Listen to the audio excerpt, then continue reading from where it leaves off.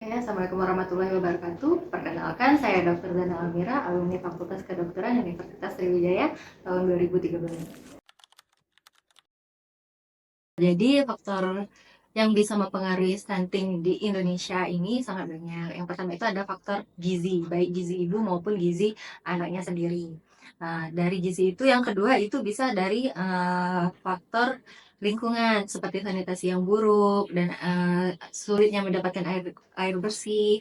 Terus bisa juga dari akses pelayanan kesehatan yang kurang memadai. Setelah itu bisa juga dari asupan nutrisi seperti ASI, uh, dan faktor berat badan lahir rendah juga bisa menjadi salah satu faktor menjadi apa, anak itu akan menjadi stunting. Setelah itu juga bisa faktor pendidikan orang tua juga sangat berperan dalam stunting ini. Pengaruh gizi ibu selama kehamilan dan sebelum itu sangat berpengaruh karena stunting ini kan stunting ini dinilai status gizinya itu dari sebelum pada saat masa kehamilan sampai anaknya lahir. Jadi pada ibu-ibu hamil, kalau misalnya ibu-ibu hamil itu kekurangan nutrisi, ibu hamil ini sering terjadi kekurangan energi kronik atau yang biasa disebut dengan KEK. KEK ini bisa menyebabkan anemia pada ibu hamil, di mana pada saat terjadinya anemia pada ibu hamil itu asupan gizi pada janin juga berkurang. Sehingga kalau asupan gizi pada janin itu berkurang, maka akan terjadi bayi yang lahir dengan berat badan lahir yang rendah. Nah, bayi dengan berat badan lahir rendah ini akan menjadi faktor risiko, salah satu faktor risiko terjadinya stunting. Nah, selain itu juga dari ibu-ibu yang kurang nutrisinya kurang, itu bisa menghasilkan produksi ASI yang kurang baik juga dibandingkan dengan ibu-ibu yang gizinya cukup. Jadi ibu-ibu yang ASI-nya kurang baik itu bisa menyebabkan anak-anaknya tadi tumbuh stunting. Kalau hubungan tingkat pendidikan orang tua seperti yang sudah dijelaskan tadi ada ya, karena salah satu faktor juga adalah pendidikan orang tua. Kalau pendidikan orang tua ini kalau misalnya orang tuanya itu pendidikannya tinggi, maka kita sebagai petugas kesehatan atau masyarakat yang lumayan berpendidikan itu penyampaian informasinya lumayan mudah, gampang dibandingkan dengan orang tua yang memiliki pendidikan yang rendah. Nah, jadi dari cara asupan gizi kepada anak, dari cara juga menilai status gizi sama anak itu juga berbeda di antara dengan lebih lebih mudah orang tua yang pendidikannya lebih tinggi dibandingkan orang tua yang berpendidikan rendah. Terhadap pertumbuhan di 2 tahun pertama itu sangat penting, terutama pola makan, di mana tadi kita kan sudah tahu salah satu faktor terjadinya stunting itu kan adalah gizi. Nah, yang ini sebenarnya itu yang paling penting 2 tahun itu karena kita harus menjaga gizi itu dari awal mula masa kehamilan sampai dengan bayinya lahir sampai berusia 24 bulan atau 1000 hari pertama kehidupan. Itu sangat penting untuk menjaga pola makannya. Peran sanitasi. Peran sanitasi itu kalau menurut riset Kemenkes itu lumayan tinggi kalau dari sanitasi dan air bersih, mencapai 60%. Bahkan dia lebih tinggi dibandingkan faktor gizi.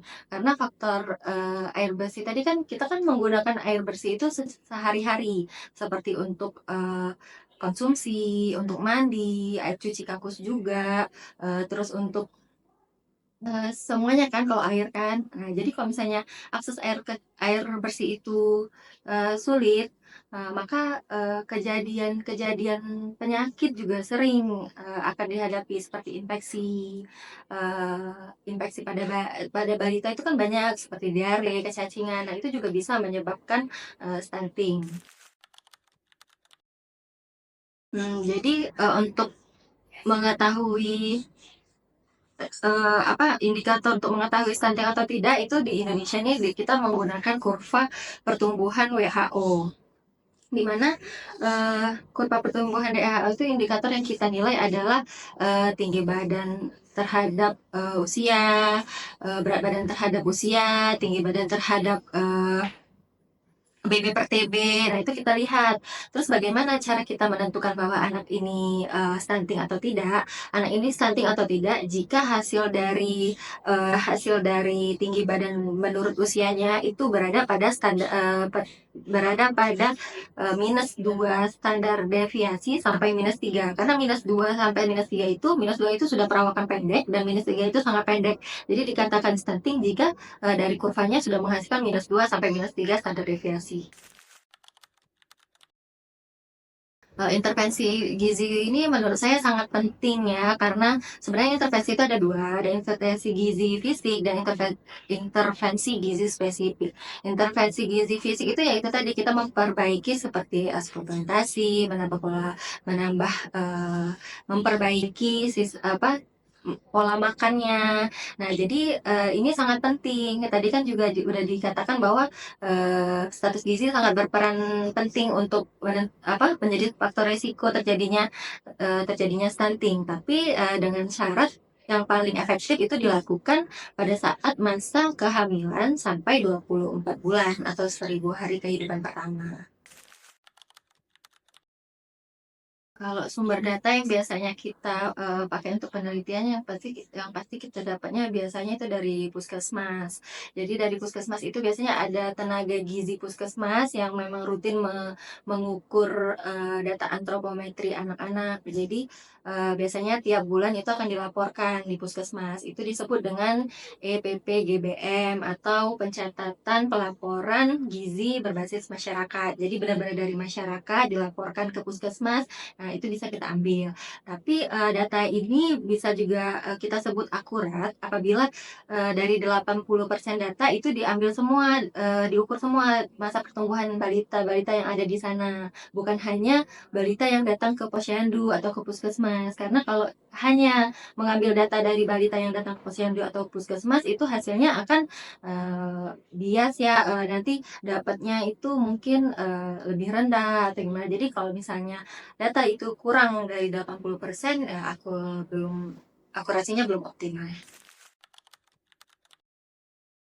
Ya, seperti yang tadi dibahas kan faktor risiko itu selain gizi kan ada sanitasi yang buruk, kurangnya akses air bersih, pelayanan kesehatan, kurangnya akses pelayanan kesehatan juga, bisa juga pendidikan orang tua. Nah, jadi inilah faktor non gizi, tapi yang paling lumayan berpengaruh itu ya itu tadi sanitasi dan air bersih. Karena dengan kurangnya sanitasi, kurangnya akses air bersih, balita-balita tersebut akan sangat mudah terserang penyakit. Nah, penyakit inilah yang kalau misalnya eh, s- apa nggak ditanggulangi secepatnya akan menyebabkan stunting. Oke, jadi untuk data kejadian stunting di Indonesia itu sebenarnya dari tahun 2022 itu menurun. Pada tahun 2022 itu didapatkan data stunting di Indonesia itu 21,6%. Sedangkan pada tahun 2019 itu didapatkan 27,7%. Nah, di tahun 2021 itu 24,4%. Jadi di Indonesia sebenarnya itu menurun. Tapi untuk di daerah-daerah di Indonesia itu khususnya di bagian Kalimantan, eh, Kalimantan dan Jawa itu masih lumayan banyak. Kalau di Kalimantan itu sekitar 22,1% dan Kalimantan Selatan itu 24,6%. Nah, faktor ini kemungkinan juga karena susah mendapatkan akses pelayanan kesehatan karena kan di bagian Kalimantan masih lumayan susah ya untuk kesehatannya. Oke, jadi stunting ini menurut saya sangat penting ya untuk dilakukan pencegahan dan pendekatan terhadap stunting. Apalagi sekarang itu sebenarnya hampir sama antara desa dan kota di pedesaan itu prevalensi stunting lumayan tinggi. Tapi kan kalau dari data-data di Indonesia sudah lumayan menurun. Jadi sebenarnya sudah bagus, tetapi harus lebih perlu lagi ditingkatkan. Karena kalau anak sudah stunting itu pertumbuhannya ya sulit dari tubuh apa tinggi badannya nggak nambah, mungkin juga, perkembangan juga nggak normal. Jadi ya bahaya untuk kedepannya stuntingnya tidak ditekan dan tidak ditanggulangi dengan baik dan benar, maka kejadian stunting akan meningkat terus di Indonesia sehingga akan membahayakan masa depan anak-anak bangsa Indonesia.